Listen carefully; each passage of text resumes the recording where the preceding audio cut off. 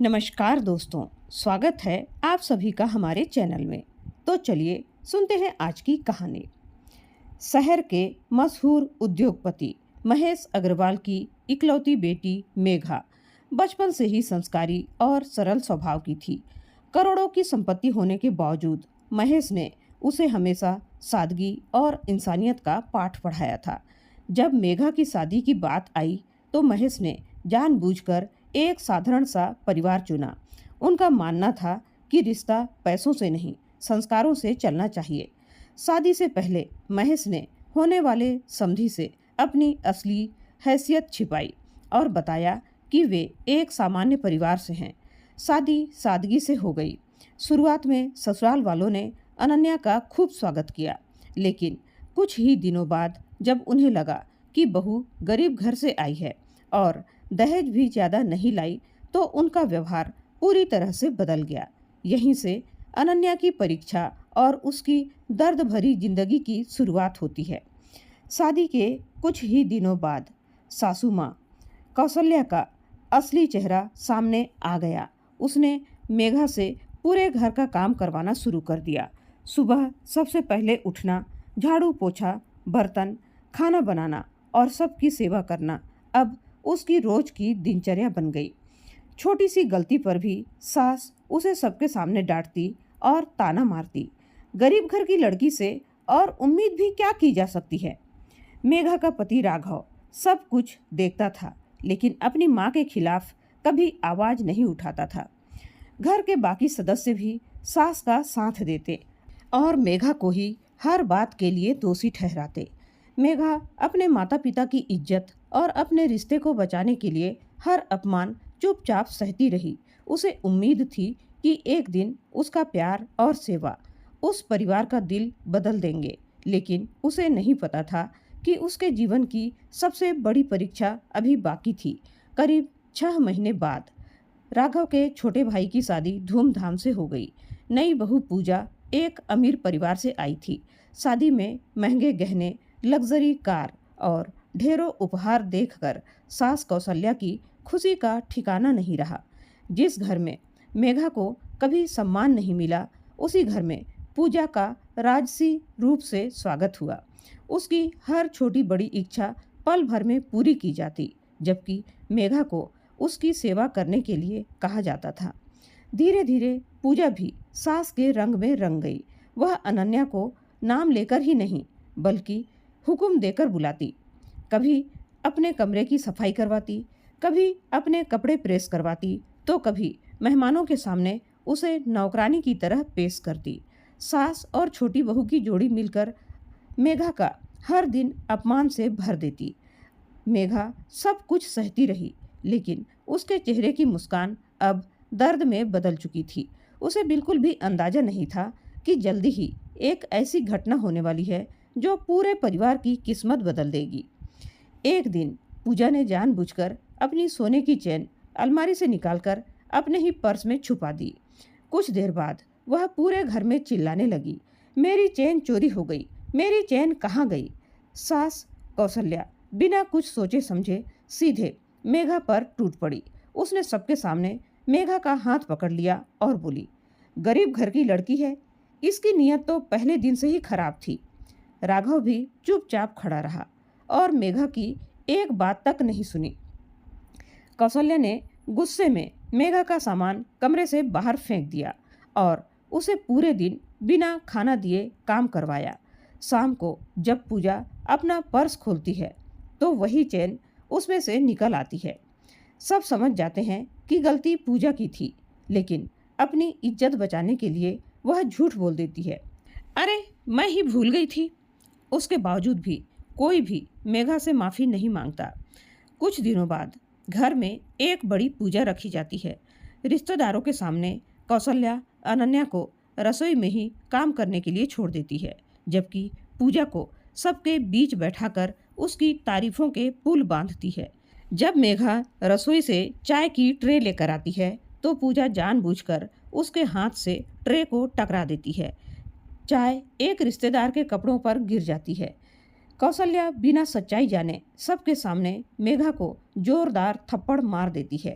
पूरे घर में सन्नाटा छा जाता है, लेकिन कोई भी उसके पक्ष में एक शब्द भी नहीं बोलता। आंखों में आंसू लिए मेघा चुपचाप रसोई में वापस चली जाती है, जबकि सास और छोटी बहू मुस्कुराती रहती हैं। उसी रात मेघा अपने कमरे में बैठकर अपने पिता की तस्वीर देखकर रोती है और मन ही मन कहती है, पापा, अगर आपको मेरी हालत का पता चल गया तो आपका दिल टूट जाएगा। इसीलिए मैं सब कुछ सह लूंगी, लेकिन आपको कभी परेशान नहीं होने दूंगी। उसे क्या पता था कि अब उसकी जिंदगी का सबसे बड़ा राज ज्यादा दिनों तक छुपा नहीं रहने वाला है। दिन बीतते गए और मेघा की जिंदगी पहले से भी कठिन होती चली गई। एक सुबह कौशल्या ने जानबूझकर पूरे घर के सामने ऐलान कर दिया, आज से मेघा ऊपर वाले कमरे में नहीं रहेगी, उसकी जगह पूजा रहेगी। मेघा स्टोर रूम में सोएगी। यह सुनकर सभी चुप रहे। मेघा ने बिना कोई सवाल किए अपना सामान उठाया और स्टोर रूम में चली गई। उसी बीच शहर में महेश अग्रवाल की कंपनी की नई फैक्ट्री का उद्घाटन होने वाला था। पूरा शहर उनके स्वागत की तैयारियों में लगा था, लेकिन ससुराल वालों को आज भी यह पता नहीं था कि वही उद्योगपति मेघा के पिता हैं। एक दिन महेश अग्रवाल ने कई बार अपनी बेटी को फोन किया, लेकिन हर बार फोन कौशल्या उठा लेती और कह देती वह अपने मायके वालों से अब कोई रिश्ता नहीं रखना चाहती। उधर मेघा को बताया जाता कि उसके पिता ने कभी फोन किया ही नहीं। धीरे धीरे दोनों के बीच झूठ की दीवार खड़ी कर दी गई। उसी सप्ताह महेश के पुराने और वफादार कर्मचारी रामू काका किसी काम से उसी शहर गए हुए थे। बाजार में उन्होंने मेघा को फटे हुए दुपट्टे में भारी सब्जियों के थैले उठाए देखा। पहले तो उन्हें अपनी आंखों पर विश्वास ही नहीं हुआ। उन्होंने पास जाकर पूछा, बिटिया, ये कैसी हालत बना रखी है? मेघा की आंखों से आंसू बह निकले। उसने हाथ जोड़कर कहा, काका, पापा को कुछ मत बताइएगा। मैं नहीं चाहती कि उन्हें मेरी वजह से दुख हो। रामू काका ने उससे वादा तो कर लिया, लेकिन रात भर उसके बारे में सोच सोच कर सो नहीं सके। अगले ही दिन उन्होंने महेश अग्रवाल से मिलकर पूरी सच्चाई बता दी कि उनकी बेटी किस हालत में रहती है। अपनी बेटी की हालत सुनते ही महेश की आंखें नम हो गई। उन्होंने बिना एक पल गंवाए अपनी टीम, वकील और सुरक्षा अधिकारियों को तैयार रहने का आदेश दिया और कहा, अब मेरी बेटी का एक एक आंसू का हिसाब लेकर रहूंगा। उधर ससुराल में किसी को भी जरा सा भी अंदाजा नहीं था कि अगले ही दिन उनके दरवाजे पर ऐसी दस्तक होने वाली है जो उनकी पूरी जिंदगी बदल देगी। अगली सुबह मोहल्ले के बाहर एक के बाद एक कई लग्जरी गाड़ियां आकर रुकने लगी। काले कपड़ों में सुरक्षा गार्ड, बड़े बड़े अधिकारी और मीडिया के लोग देखकर पूरा मोहल्ला इकट्ठा हो गया। कौशल्या और पूजा यह सोचकर खुश हो गई कि शायद पूजा के मायके वाले किसी बड़े कार्यक्रम के लिए आए हैं। कुछ ही देर में एक शानदार कार का दरवाजा खुला और शहर के मशहूर उद्योगपति महेश अग्रवाल बाहर उतरे। उन्हें देखते ही आसपास के लोग सम्मान से खड़े हो गए। कौशल्या भी मुस्कुराते हुए उनके स्वागत के लिए आगे बढ़ी, लेकिन महेश ने उसकी ओर देखा तक नहीं। वे सीधे घर के अंदर गए, जहां मेघा रसोई में बर्तन धो रही थी। महेश ने अपनी बेटी का हाथ पकड़ा और भर्राई आवाज में कहा, बस बेटा बस, अब और नहीं। यह सुनते ही मेघा फूट फूट कर रो पड़ी और वर्षों बाद अपने पिता के गले लग गई। यह दृश्य देखकर पूरा परिवार सन्न रह गया। महेश ने गुस्से में कौशल्या से कहा, जिस लड़की को तुमने नौकरानी समझकर अपमानित किया, वह मेरी इकलौती बेटी और अरबों की संपत्ति की वारिस है। मैंने अपनी बेटी की पहचान इसलिए छुपाई थी ताकि पता चल सके कि तुम लोग इंसान की इज्जत करते हो या उसके पैसों की, लेकिन तुम इस परीक्षा में बुरी तरह से असफल रहे। इतने में रामू काका आगे आए और उन्होंने मोबाइल में वे सभी तस्वीरें और वीडियो दिखा दिए जिनमें मेघा से नौकरों की तरह काम करवाया जा रहा था। उसे सबके सामने डांटा जा रहा था और थप्पड़ मारा जा रहा था। यह सब देखकर राघव की आंखों से आंसू बहने लगे। उसे पहली बार एहसास हुआ कि उसने अपनी पत्नी का साथ न देकर कितना बड़ा अपराध किया है। कौशल्या और पूजा के चेहरे का रंग उड़ चुका था। दोनों कांपते हुए मेघा के पैरों में गिर गई। लेकिन इस बार फैसला मेघा के हाथों में था। अब यह देखना बाकी था कि वह अपने अपमान का बदला लेगी या अपने संस्कारों से एक बार फिर सबका दिल जीत लेगी। कौशल्या रोते हुए मेघा के पैरों में गिर गई और बोली, बहू, हमें माफ कर दो, हमने तुम्हें पहचानने में बहुत बड़ी गलती कर दी। पूजा भी हाथ जोड़कर खड़ी थी। पहली बार उसके चेहरे से घमंड पूरी तरह से गायब था। राघव भी मेघा के सामने आकर रो पड़ा। उसने कहा, गलती सिर्फ मेरी माँ की नहीं, मेरी भी है। मैंने तुम्हारा दर्द देखा, लेकिन कभी तुम्हारा साथ नहीं दिया। आज मैं खुद की नज़रों में गिर गया हूँ। अगर हो सके तो मुझे माफ़ कर दो मेघा। मेघा ने आंसू पोंछे और शांत आवाज में कहा, अगर आज मेरे पिता अमीर न होते, अगर मैं सचमुच गरीब घर की बेटी होती, तो क्या तब भी आप लोग मुझसे माफ़ी मांगते? आपकी गलती ये नहीं थी कि आपने मुझे गरीब समझा। आपकी सबसे बड़ी गलती ये थी कि आपने एक इंसान की इज्जत उसके पैसों से आंकी। उसकी बातें सुनकर पूरे घर में सन्नाटा छा गया। महेश अग्रवाल ने अपनी बेटी से कहा, चलो बेटा चलो, अब इस घर में रहने की कोई ज़रूरत नहीं है। मेरे घर के दरवाजे तुम्हारे लिए हमेशा खुले हैं। मेघा कुछ कदम आगे बढ़ी, फिर अचानक रुक गई। उसने पीछे मुड़कर पूरे परिवार की ओर देखा। वह बोली, मैं इस घर को छोड़कर जा रही हूँ, लेकिन इससे किसी की सोच नहीं बदलेगी। अगर आप सचमुच अपनी गलती सुधारना चाहते हैं तो आज से इस घर में किसी भी बहू, किसी भी बेटी या गरीब इंसान का अपमान नहीं होगा। घर में काम करने वाली गरीब नौकरानी को भी परिवार के सदस्य जैसा सम्मान मिलेगा। दहेज की बात कभी नहीं होगी और किसी की हैसियत देखकर उसका सम्मान तय नहीं किया जाएगा। अगर आप लोग ये वचन देते हैं तभी मैं आपको माफ़ करूंगी। कौशल्या ने हाथ जोड़कर कहा, मैं वचन देती हूँ बहू, आज के बाद इस घर में कभी किसी के साथ भेदभाव नहीं किया जाएगा। पूजा भी उसे बड़ी बहन मानकर हर काम में साथ देती। राघव ने अपनी पत्नी का हर कदम पर साथ देने का वादा निभाया। महेश अग्रवाल मुस्कुराते हुए अपनी बेटी को खुश देखकर संतुष्ट थे। दोस्तों, गरीबी कभी किसी इंसान की पहचान नहीं होती। असली पहचान उसके संस्कार, उसके व्यवहार और चरित्र से होती है। जो दूसरों का अपमान करता है, समय एक दिन उसका अहंकार जरूर तोड़ देता है। मेघा ने अपने ससुराल वालों को माफ तो कर दिया, लेकिन उसने फैसला किया कि अब वह सिर्फ घर संभालने तक सीमित नहीं रहेगी। वह अपने पिता के साथ कंपनी का काम भी देखने लगी। कुछ ही महीनों में उसने अपनी मेहनत और समझदारी से कंपनी को नई ऊंचाइयों पर पहुंचा दिया। एक दिन राघव की नौकरी अचानक छूट गई। पहले वह बहुत घबरा गया, लेकिन मेघा ने उसका हाथ पकड़कर कहा, पति पत्नी का रिश्ता सुख दुख में साथ निभाने का होता है। जब मैं मुश्किल में थी तब तुम मेरा साथ नहीं दे पाए, लेकिन मैं वही गलती नहीं दोहराऊंगी। महेश अग्रवाल ने राघव को अपनी कंपनी में नौकरी देने की पेशकश की, लेकिन मेघा ने कहा, पापा, इन्हें नौकरी नहीं, अपनी मेहनत से आगे बढ़ने का मौका दीजिए। महेश ने राघव को एक छोटी यूनिट की जिम्मेदारी दे दी। राघव ने दिन रात मेहनत की और कुछ ही समय में उसे सफल बना दिया। उधर कौशल्या अब हर किसी से कहती थी, बहू घर की लक्ष्मी होती है, उसे सम्मान देना चाहिए, तभी घर में सुख और समृद्धि आती है। पूजा भी बदल चुकी थी और अक्सर लोगों से अपनी गलती स्वीकार करके सीख लेने की बात करती थी। अंत में मेघा ने अपने घर में काम करने वाली महिलाओं के लिए एक संस्था शुरू की, जहां उन्हें सम्मान, शिक्षा और रोजगार दिया जाने लगा।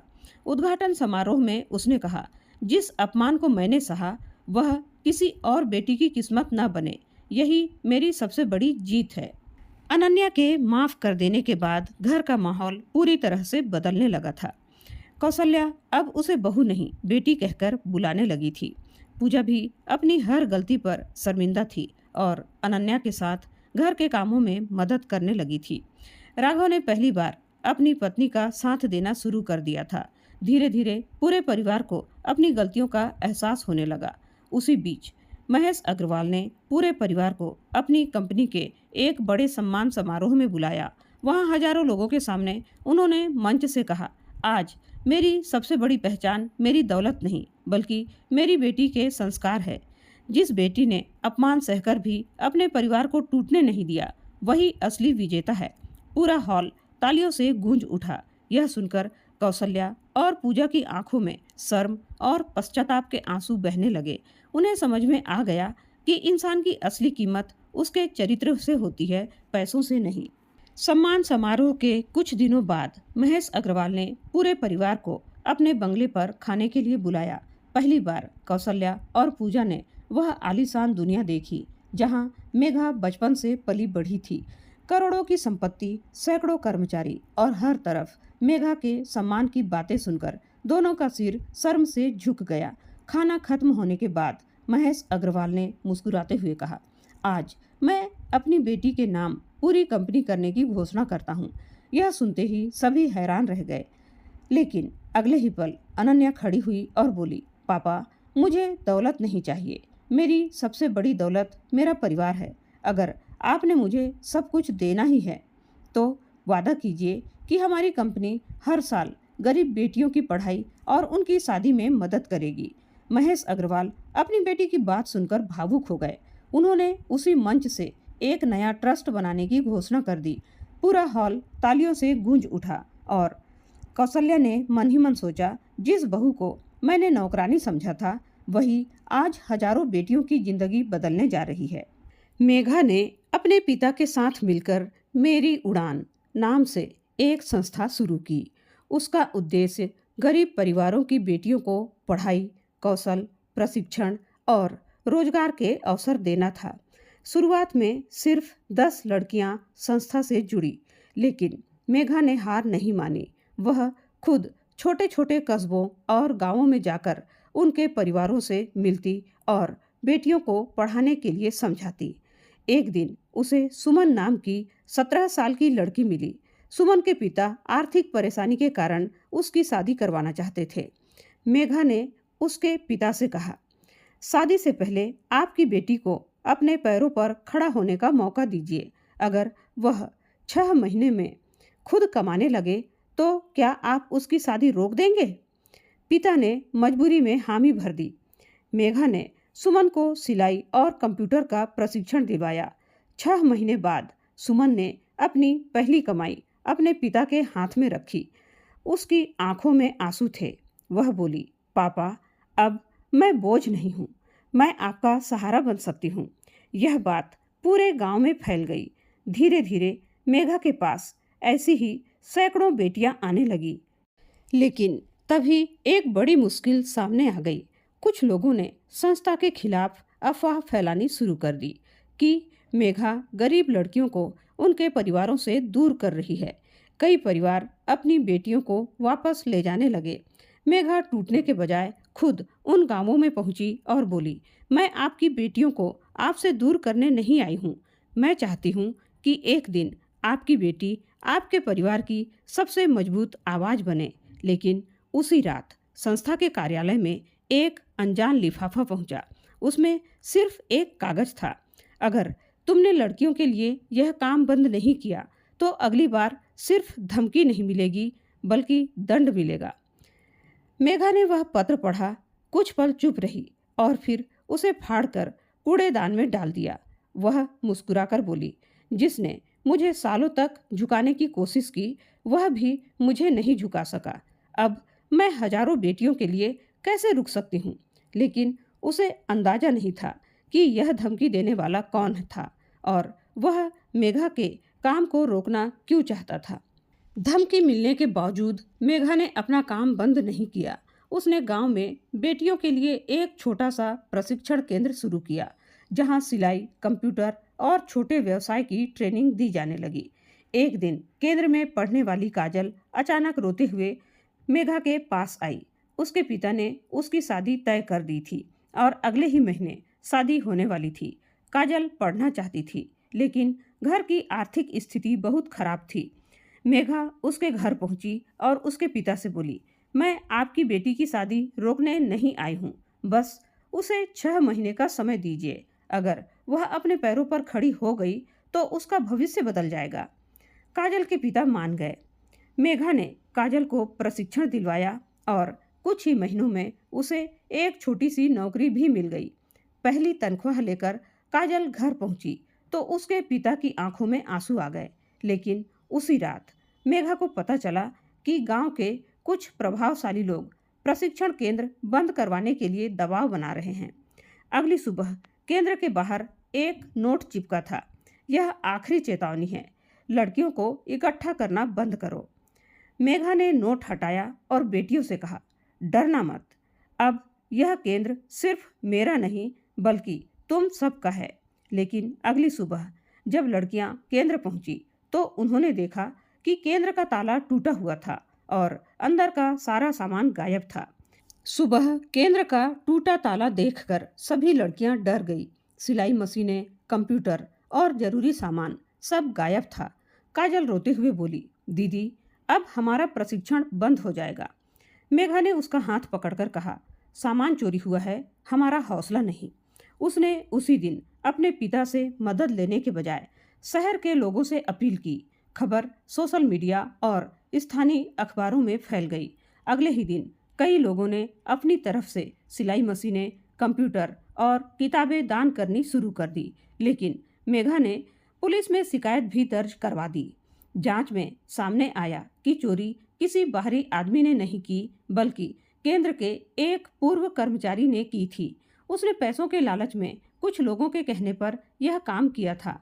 सामान वापस मिल गया, लेकिन मेघा को समझ में आ गया था कि असली लड़ाई अभी खत्म नहीं हुई है। उसने केंद्र के बाहर एक बोर्ड लगवाया, एक बेटी को रोक सकते हो, हजारों बेटियों के सपनों को नहीं। उस दिन से आसपास के 4 और गांवों की लड़कियां भी उससे जुड़ने लगी। लेकिन तभी मेघा के पास एक बुजुर्ग महिला आई और बोली, बेटी मेरी पोती को भी पढ़ा लो। उसके माता पिता उसे पढ़ाना नहीं चाहते। मेघा ने मुस्कुराकर बच्ची का हाथ थाम लिया। उसे क्या पता था कि ये छोटी सी बच्ची आगे चलकर मेरी उड़ान संस्था की सबसे बड़ी मिसाल बनने वाली है। उस बच्ची का नाम था रिया। वह पढ़ने में बहुत तेज थी, लेकिन उसके माता पिता आर्थिक तंगी के कारण उसे स्कूल भेजना बंद कर चुके थे। मेघा ने उसके परिवार वालों से बात की और रिया की पढ़ाई की जिम्मेदारी अपनी संस्था के माध्यम से उठाने का फैसला किया। रिया रोज प्रशिक्षण केंद्र आने लगी। कुछ ही महीनों में उसने अपनी मेहनत से स्कूल की परीक्षा में पूरे गांव में सबसे ज़्यादा अंक हासिल किए। उसके माता पिता को पहली बार एहसास हुआ कि बेटी उनके लिए बोझ नहीं बल्कि गर्व बन सकती है। रिया की सफलता की खबर आसपास के गांवों तक पहुंची और देखते ही देखते दर्जनों परिवार अपनी बेटियों को मेघा के केंद्र में लाने लगे। लेकिन बढ़ती लोकप्रियता के साथ साथ संस्था का खर्च भी बढ़ने लगा। मेघा के सामने अब नई चुनौती थी। हजारों बेटियों के सपनों को पूरा करने के लिए इतना पैसा कहाँ से आएगा। तभी एक दिन उसके कार्यालय में एक अनजान व्यक्ति आया और बोला, मैं आपकी संस्था में एक बड़ी रकम दान करना चाहता हूँ, लेकिन मेरी एक शर्त है। मेघा ने पूछा, क्या शर्त? वह आदमी मुस्कुराया और बोला, आपको मेरी पहचान किसी के सामने नहीं बतानी होगी। मेघा हैरान रह गई। आखिर वह रहस्यमय व्यक्ति कौन था और बेटियों की मदद के पीछे उसकी असली वजह क्या थी? मेघा ने उस रहस्यमय व्यक्ति की शर्त मान ली, लेकिन उसने दान लेने से पहले पूरी कानूनी जांच करवाई। सब कुछ सही मिलने के बाद उस रकम से संस्था के कई नए प्रशिक्षण केंद्र खोले गए। अब हजारों बेटियां पढ़ाई, कंप्यूटर, सिलाई, ब्यूटी ट्रेनिंग और छोटे छोटे व्यवसाय का प्रशिक्षण लेने लगी। कुछ सालों बाद वही रिया जो कभी स्कूल छोड़ने वाली थी, पढ़ाई पूरी करके उसी संस्था में शिक्षिका बन गई। उसने मेघा से कहा, दीदी आपने सिर्फ मेरी पढ़ाई ही नहीं बचाई बल्कि आपने मुझे अपने पैरों पर खड़ा होना सिखाया। अब मैं दूसरी बेटियों का भविष्य बदलना चाहती हूँ। रिया की बात सुनकर मेघा की आंखें नम हो गई। एक बड़े कार्यक्रम में महेश ने मंच से कहा, मेरी बेटी को मैंने सैकड़ों की संपत्ति दी थी, लेकिन उसने उससे कहीं ज़्यादा बड़ी संपत्ति बनाई है, हजारों बेटियों का भविष्य। मेघा ने मंच पर जाकर कहा, मेरा सपना यह नहीं है कि हर बेटी अमीर बने। मेरा सपना है कि कोई भी बेटी सिर्फ इसलिए अपने सपने न छोड़ दे क्योंकि उसके पास पैसे नहीं हैं। पूरा हॉल तालियों से गूंज उठा। कार्यक्रम खत्म होने के बाद वही रहस्यमयी दानदाता मेघा के सामने आया। उसने अपना चेहरा दिखाया तो मेघा हैरान रह गई। वह कोई और नहीं बल्कि सुमन के पिता थे, वही व्यक्ति जो कभी अपनी बेटी की शादी कम उम्र में करवाना चाहते थे। उन्होंने कहा, आपने मेरी बेटी की जिंदगी बदल दी। आज मेरी बेटी अपने पैरों पर खड़ी है। अब मैं चाहता हूँ कि दूसरी बेटियों के पिता भी वही खुशी देखें। मेघा की आंखों से आंसू बह निकले। उसे समझ में आ गया कि उसके सबसे बड़ी जीत करोड़ों की संपत्ति नहीं थी। उसकी असली जीत यह थी कि जिन लोगों की सोच कभी बेटियों को बोझ समझती थी, वही लोग अब बेटियों के सपनों के साथ खड़े होने लगे थे। और इसी के साथ मेरी उड़ान संस्था से रोज कई बेटियों का भविष्य उड़ान भरने लगा था और हर बेटी के माँ बाप की आंखों में उसकी शादी के लिए दहेज या उसके भविष्य की चिंता दिखाई नहीं देती थी, बल्कि अपनी बेटियों के लिए नए सफ़र की उड़ान की चमक दिखाई देती थी। तो दोस्तों, एक बेटी को मौका दीजिए, वह सिर्फ अपना नहीं बल्कि पूरे परिवार और समाज का भविष्य बदल सकती है। तो दोस्तों, यह थी मेघा के जज्बे की कहानी। यह कहानी आप लोगों को कैसी लगी? उम्मीद है दोस्तों आप लोगों को यह कहानी ज़रूर पसंद आई होगी। पसंद आई हो तो अपने विचार कमेंट करके ज़रूर बताइएगा।